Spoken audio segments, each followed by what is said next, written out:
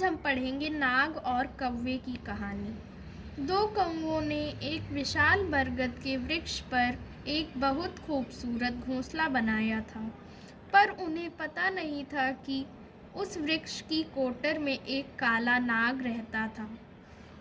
जब भी कौवी घोंसले में अंडे देती, नाग ऊपर आता और उन अंडों को खा जाता। कौवे असहाय भाव से देखते रह जाते, पर कुछ कर नहीं पाते। शोकाकुल कौवा अपने मित्र सियार के पास मदद की आशा से पहुंचा। वह पास में ही रहता था। उसने सियार को अपनी सारी व्यथा सुना दी।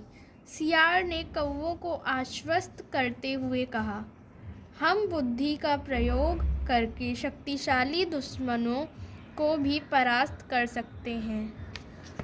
मेरे पास एक योजना है जिससे हम उस नाग से छुटकारा पा सकते हैं। कौवों को सियार का प्रस्ताव पसंद आया। अगले दिन कौवा शहर की तरफ उड़ गया।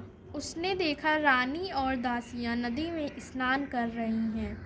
तभी कौवे ने देखा कि रानी के गहने नदी किनारे पड़े हुए हैं। वह जमीन की तरफ मुड़ा और झपट्टा मारकर मोतियों का एक हार ले उड़ा। दासियों ने जब कौवे को हार चुराते हुए देखा तो उन्होंने शोर मचा दिया। शोर सुनकर सभी सैनिक उस स्थान पर पहुंचे। उन्होंने देखा कि एक कौवा मोतियों का हार अपनी चोंच में दबाकर दूर उड़ा जा रहा है।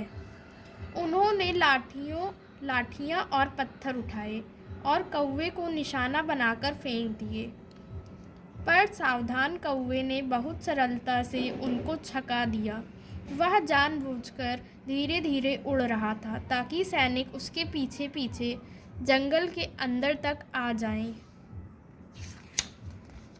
कौवा उड़ते हुए उस पेड़ तक आया और हार उस कोटर में गिरा दिया जहां वह नाग आराम कर रहा था। फिर वो कौवा उसी पेड़ की डाल के ऊपर बैठकर जोर जोर से काँव काँव करने लगा ताकि सैनिकों का ध्यान उस तरफ खींच सके।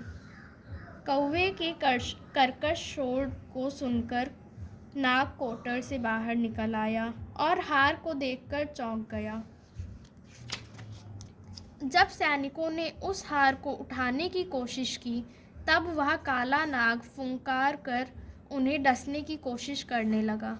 यह देखकर सैनिकों ने लाठी और पत्थर की मदद से नाग को मार डाला। नाग को मारकर वे सैनिक हार लेकर लौट गए। कौवे ने सियार को उसकी योजना के लिए धन्यवाद दिया।